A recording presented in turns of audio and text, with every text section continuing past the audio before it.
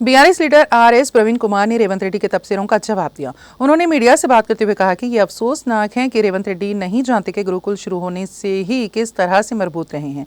गुरुकुलों में कोई एक जात नहीं है, तमाम जातों के तलबा पढ़ते हैं। आरएस प्रवीण कुमार ने कहा कि रेवंत रेड्डी मामले को जाने बगैर केसीआर की तौहीन कर रहे हैं, जिसकी हम पुरजोर मजम्मत करते हैं।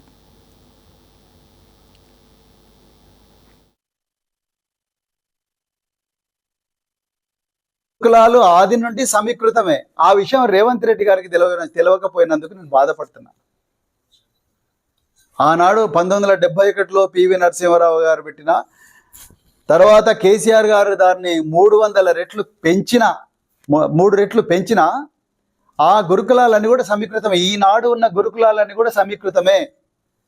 రేవంత్ రెడ్డి గారికి తెలియనందుకు ఒక తెలంగాణ బిడ్డగా నేను బాధపడతా ఉన్నా.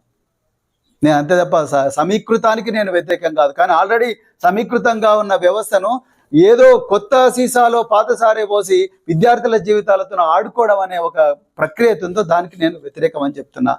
640 మంది విద్యార్థులే ఒక దగ్గర సరిగా ఉండలేకపోతున్నారు, వాళ్ళకి తిండి దొరకడం లేదు. 2560 మంది విద్యార్థులను ఒకటే దగ్గరికి తీసుకొస్తే చాలా సమస్యలు వస్తాయి. బాసర IIIT దానికి బెస్ట్ ఎగ్జాంపుల్.